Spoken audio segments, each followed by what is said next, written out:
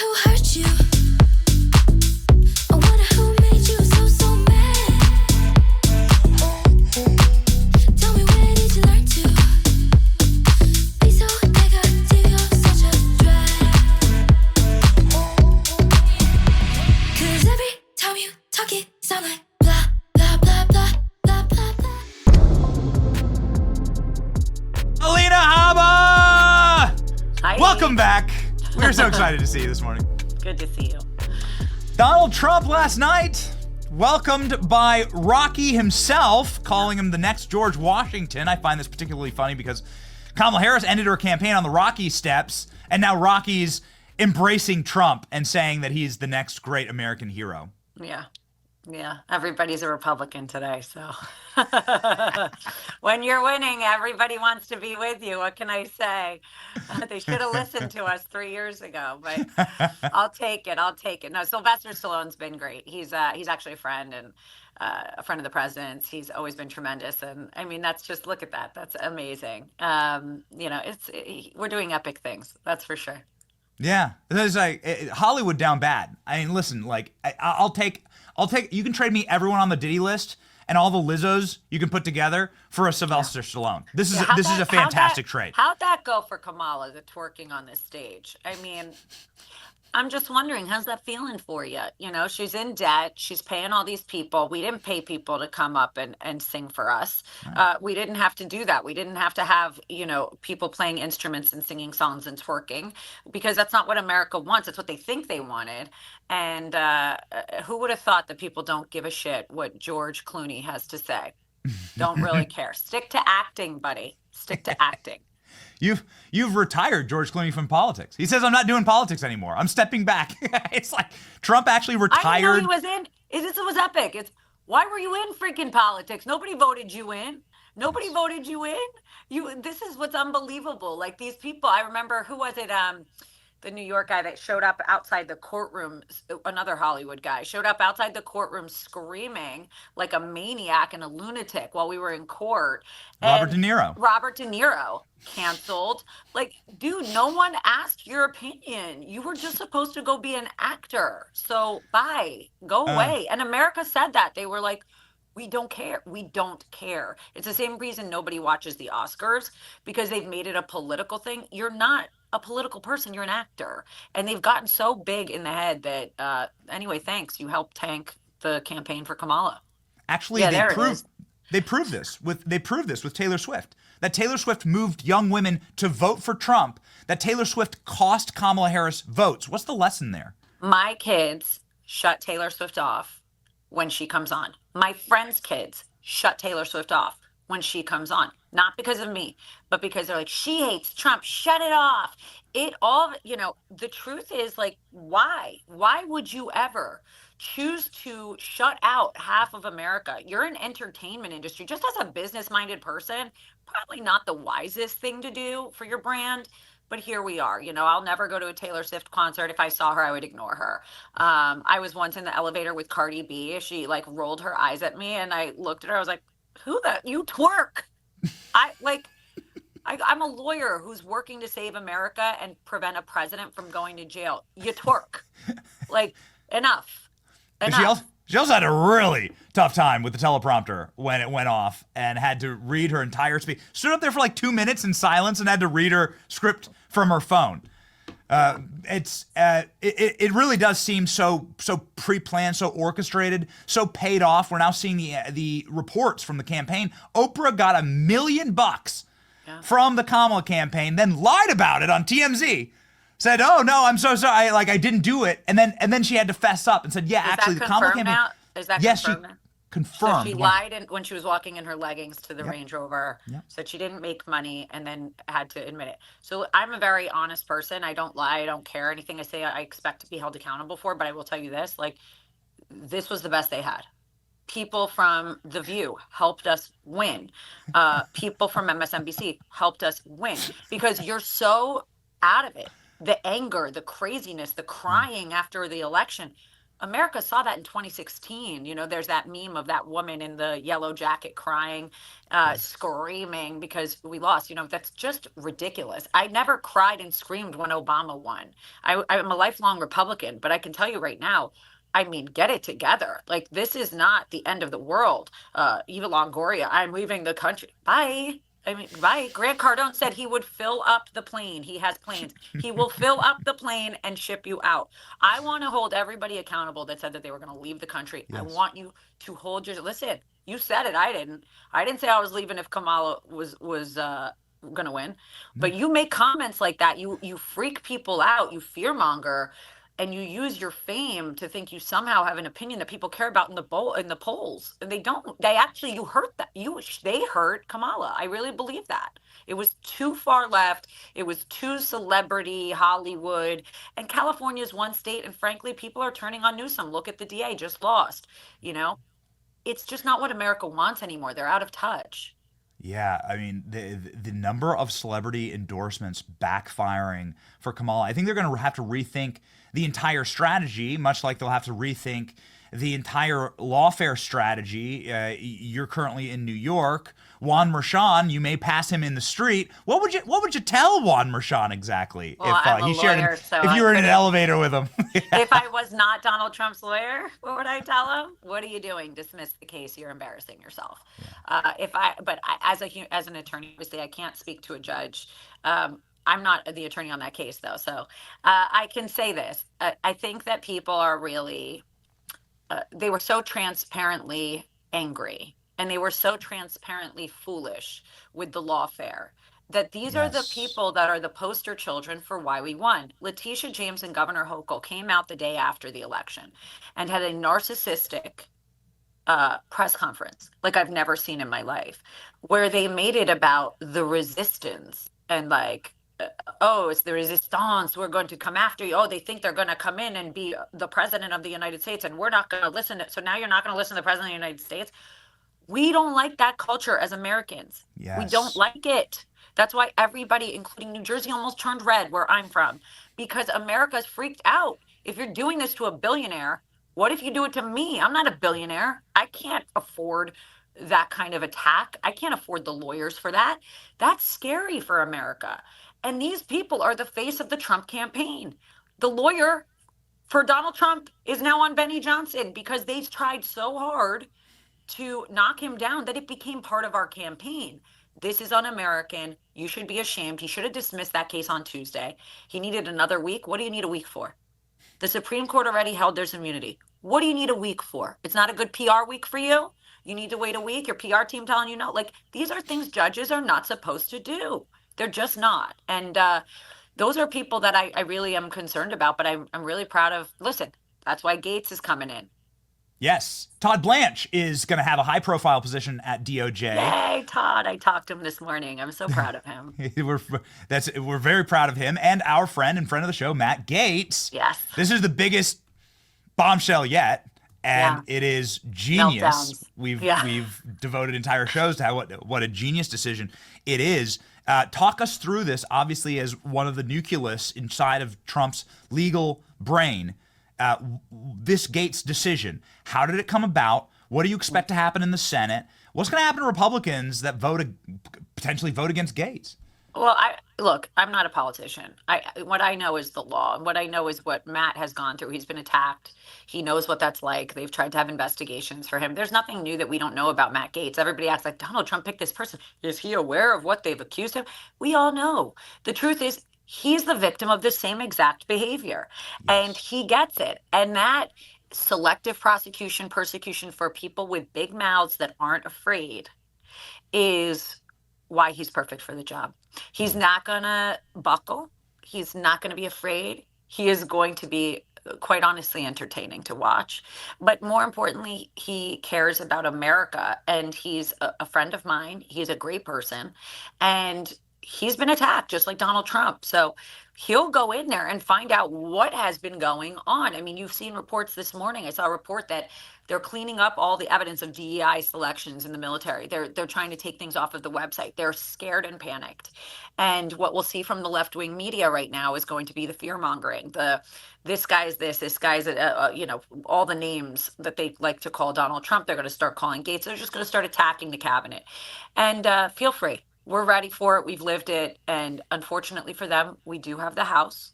We do have, we have the Senate. And at the end of the day, Donald Trump knows what he's doing.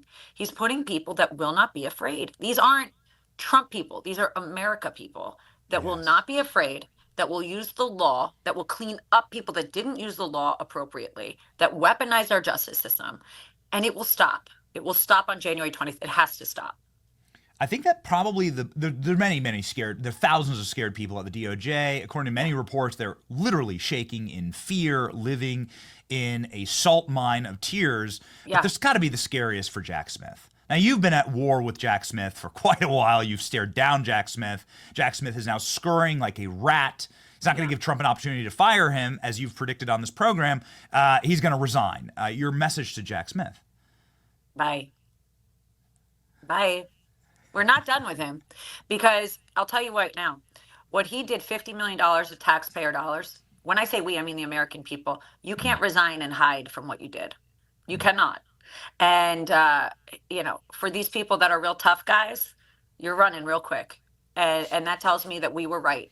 We were right. Yeah. Every time Yes. someone said, I was wrong, she's so stupid, she doesn't know what she's talking about, and I'm screaming on the courtroom stairs, I don't look so wrong right now. Because if you have nothing to hide, where are you going? So Matt Gaetz is lock. I know that there are a number of senators who tell us very positive things about the numbers with Gaetz in the Senate, and that he'll be able to get flatly approved and confirmed. However, there are some senators who are leaking to the media or sniveling to the media as the same typical people, and we cross-reference their votes for Merrick Garland, for Alejandro Mayorkas, for Lisa Monaco, the people who attacked your boss and tried to lock him up for life. And, they voted for them, these Republicans. Yeah. Yeah. A message to them, maybe. Yeah, we see you. Here are their votes. Yeah. There you go. Look at them. We see you. Who's on there? Oh. McConnell voted for Mark Garland. Wow. Yeah, McConnell did. Yeah. Okay, we'll see you. Listen, I don't know. I think that I believe very much in our system. I think our system works. I believe everybody has a right to say yay or nay. I'm not going to be, we're not a dictatorship. But I will say this. Your options and what you did for the last 3.5 years, you better think about that when you go to vote for these people, because you don't know what's right. And these are people that have other interests. I'll tell you right now, I hate politicians that are not voting for the people they represent, the American people, and who elected them. They're voting for politics, they're voting for favors and lobbying. And I don't like any of that. And I'm telling you, if you want to fix America, and this is to every single person on that list, if you want to fix America, you better get behind America first. And that might not be good for your friends or your politics, but you got to man up, because these people are rhinos only because they have no backbone. You have to have a backbone. You have to say, I am Republican, I'm America first, and I also have belief that the President of the United States, who led our charge for 4 years and did amazing with no wars, a great economy, safety, security, all those things, that man is making the right decisions. And by the way, it's even more correct now, because in 2016, he didn't know what he was doing when he went in. He didn't know these people. Now he knows them. And he doesn't just know them for 4 years. He's known them since the day he walked down the escalator. He has weeded out the garbage, the rhinos.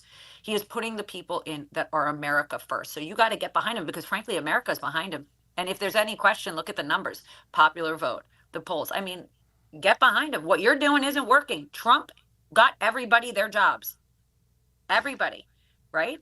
We won because of Donald Trump. And that was epic. And I think that, we're going to crush it. We're going to crush it in a major way, but they got to get behind him.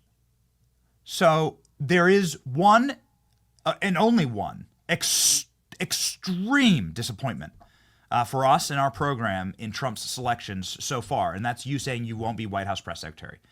We gasped. Don't put that on we them. cried. We Don't cried put that a on little. them. That's on me. Oh no, not on them. I'm just saying we were waiting for it. We were so pumped for it. But we saw the tweet. It seems like a personal decision. Just maybe just sound off. I mean, I'm a young parent as well. I totally get it. It's a lot of work, and nobody wants to live in the swamp. I understand. No, I'll be honest with you. I feel like I've been his press secretary for many years, to be honest. And there were people that really wanted it that I'm friends with, and I didn't want to get in their way. I have done, and I have such a platform because of the president. And it's been the greatest honor to speak for him for years and to speak for the American people for years. But that is not a job that I would feel is something I frankly haven't done yet. I think I've done it. I know it would be great. I'm not saying I never would do it down the road if he needed me. I mean, I would definitely consider it. But the truth is, it's just, I've done it. I've been there, and I've been in it worse, with no guardrails in the streets of New York. And it was the most amazing opportunity. But I also love some of the people around me, and I know that they really want it. And I had a talk with some of them, and I said, this is for you now. I'm good. And I'm not saying I'm not going to work with President Trump and the administration. I haven't figured it out and found what it is that would work for everybody yet. But, I have a lot of options, and I'm so blessed to be in this position. And I also feel we won. We've done so much. And, I'd like to take a tiny bit of credit for the voice I had, but I also say that, I'm the most loyal person to him. If he actually really needed me in any role, there is no question that me and my family would bend over backwards for whatever he needed. So we'll see. It's a TBD, but definitely not. That's not a job that I want. I've done it. I need a voice.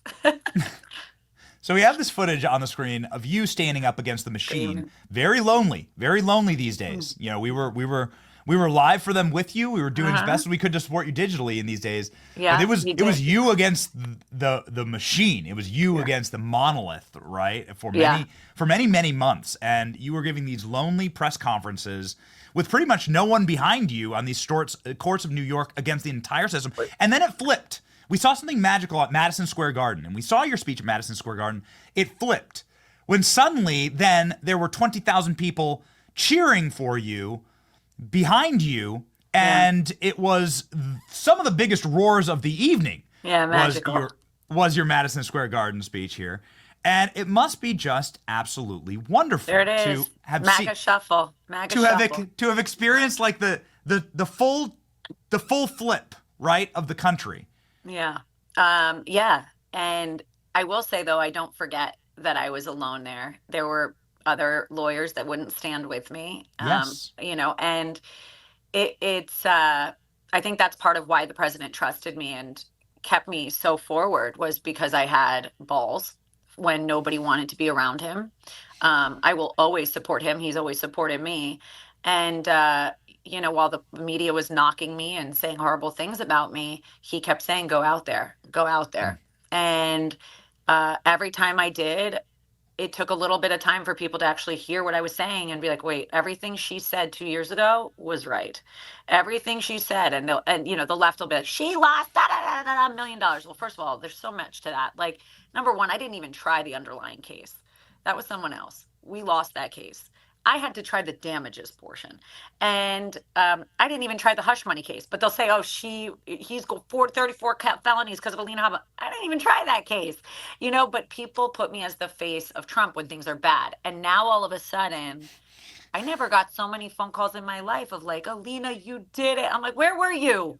Where were you when we were dark, when people didn't want him to run, when he was getting raided, when he was getting indicted, when I had to walk out in Miami for the first indictment, when I had to walk out in January 6th indictment in Washington by myself? Where were they?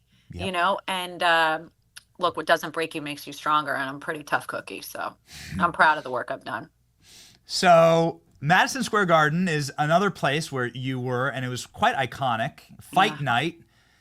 This was, I think, like 18 months ago. You were there with the FJB necklace. This is the famous FJB necklace that shook the internet. This was also at Madison Square. Yeah. And a preview of things to come. Yeah. You are going to the Jake Paul Tyson fight. I can't wait. Tonight in Dallas. So who you clearly know the culture. You were, I think, in the same article. She's photobombed by Kid Rock. Ambassador Johnson. That's Ambassador Johnson. He owns the Jets. He's the greatest. And poor guy is on the front page of the New York Post with my freaking necklace. I felt so bad. I called him. I was like, sorry, Ambassador. So I don't know if he's going to show up to the Tyson fight tonight. What's going to happen? Who you got, Alina? Tyson, Paul. First of all, I'm proudly stand with Mike Tyson. He is actually a friend of mine. I don't say that lightly. Kiki and Mike, his wife, are epic. And they have invited me. I'm going to be ringside cheering him on. I literally talked to Kiki Tyson this morning and said, how's he doing? How's our champ? And, I was dying last night when he stepped on his foot and Mike just slapped him in the face. I was like, God, in the next life, I'm going to be a fighter too. I'm just a different kind of fighter. But I love you. But I know we're on different sides of the coin on this. So I think Tyson's he's a legend, man. He's going to crush. I'm ready. I'll be screaming my lungs out for him. So Jake Paul is friendly with us. We've never collabed on anything, right? But he's friendly with us. He shares our content, which is cool. Thanks. And we have Mike Tyson, though. They're both Trump supporters. Am I wrong, Alina? No. They're supporters. They're both Trump supporters, right? I had dinner with Mike and Melania and DJT and Barron and my daughter and husband, and invited them to Mar-a-Lago. They had never been, and it was one of my favorite memories from the last 3.5 years. Yeah, there's my little girl with Mike, and she's so savage. She's just like me. She's like, I was like, whoa. I was like, Chloe, want to smile for the picture? She goes, I was like, okay. That's why Mike's laughing. Puts up the fist. She gave him the fist. She's 7 years old there. He's actually one of the kindest people, but he definitely has a switch. And if you switch that switch like he did yesterday, you will get slapped in the face. And I think Tyson's going to crush him. I hope nobody gets hurt. But I will tell you that, he's it's Tyson. Come on. It's Tyson. How can you not get behind that guy? He's awesome. Legend. Not. He's been a fan of the president for a long time. So good to the president. President loves him, to be honest. Champ knows a champ. Yeah, he's the champ. And, they're two champs. They're both champs, and they both share ambition, fight. They have fight in them, That's the truth. And they're amazing. Seeing them talk together is great. It's literally probably one of my top 3 best memories. So we know that's why the president liked you. I think the president's going to be at the UFC. He's going to UFC tomorrow. I'm going to be at Tyson tonight. Okay. Separate events. All good things. I'm friends with Dana White. UFC's epic. Obviously, I've been to many of those, and I'm sorry to be missing that. But it's going to be a very fun-filled fight weekend. Yeah, that's exactly right. Fight. You got photobombed by Kid Rock. I still can't. Bob, thanks, I still can't. Bob, putting your hair in my face there. In closing, since we started with this, maybe we should end. What would be your greater overall message to Democrats who seem to be struggling right now? Even Alex Soros this morning, like moments before moments before we started the show. Yeah. Alex Soros is like, Trump won. He defeated us. He's better than us. He's bigger than both parties. Trump won. He's the undisputed champion. This is like the heir to the Soros dynasty, right? And Elon's like up in his mentions, like, come to the bright side, right? Come over to our side, right? It's amazing. Listen, we welcome it's an incredible moment. We welcome all, and I think that's very big of Alex. And never Here's in the my life post. did I think I would say something nice about a Soros family member. But I think that that's very big of Alex, and I think that that's what America needs. You have to be able to take a punch and say, what did we do wrong? And the Trump team could have quit after 2020, but you don't. You get up and you fight too. And that doesn't mean we fight against each other. This is a perfect example of what America needs. Fight together. Be together. Realize that what was working, the divisiveness, it didn't work. What did work was Patriots, America first, make America great again, strong messages of unity. And I hope Alex gets to sit down. I'll sit down with him anytime and really sit down and talk. I saw somebody who was on the other side of media last night at dinner, and he came up to me and shook my hand and said, Alina, I hope I'm wrong. And I said, we're going to prove you wrong because we don't want to hurt anybody. We want to help the country. And Wow. And I think that's really the truth. We're not here to hurt. We're here to help. And that's been our message all along while they've been trying to hurt him, is let us help you. Let us help you. Let us get it together. Let us save America. Nobody wants this anymore. Let's be united. Let's be peaceful. Let's be safe. And let's be prosperous. Some of the greatest celebrated picks of Donald Trump have been Democrats. Just a few years ago, you have Vivek Ramaswamy, Elon Musk, RFK, Tulsi Gabbard. Yeah. You talk about like what an actual America cabinet looks like, and they're being cheered by MAGA from the rafters. Because we're not the party of divisiveness, we're the party of unity. And I think that the more that we can be one united country, the more Alex can push that message. And thank you to Alex Soros for that message from me. And I never thought those words would come out of my mouth. But you've got to own when you lose. And you got to say, now we got to get behind. This is America. You got to stand behind President Trump. He won. That's what America wanted. And we as Americans stand behind Americans. When Obama won, we stood behind Obama. When, that is what we used to do. We used to do that. And the country stopped doing that at some point. And I really want the country I grew up in. I don't want this country. And Donald Trump wants the country he grew up in. So, I give him credit for saying that. And I think that America will be excited about more commentary like that. That's uniting and not divisive. Man, so you got left-wing journalists coming up to you being like, great I got game, a hug. Great job. I got a hug. You a hug? Oh, no. I got a hug. I was like, no, he was great. I'll leave his name so that he could keep his job out of it. But I will say, he said, I hope I'm wrong. And I said, you will be. I said, and not in a mean way. I said, but we're not here to hurt. I said that to him. I said, we're not here to ruin anybody's country. We're here to save our country and help our children. And he said, that's all I care about is my kids. I said, that's all I care about too. Amazing. And the more we can have conversations like that, the better the country will be. Amazing. In closing, very quickly, Laura Trump for Senate. Yeah, if she wants it, I want it. Look, she's a friend of mine. If she wants it, I want it. That's it. That's the way it goes. We're reading the tea leaves. Sounds like she wants it. So talk about shaking things up. That would be pretty awesome. Yeah. Alina Habba, the undisputed. I mean, I got to tell you, it's like Trump is the boxer in the middle of the ring, but you got to have that one person in your corner who believes in you. The Mickey. And Alina Habba has been that for President Trump. Thank you. And you've got to go give her a follow. Of course. I mean, you got almost 500,000 people following. Yeah. We're on our way to 1 million for Alina Habba. Yeah. And she is the person who saw the fighter and was behind him every step of the way. And Alina, thank you. Thank you. Thank you for having me. Godspeed. Have a great time tonight. Thanks. Go Tyson.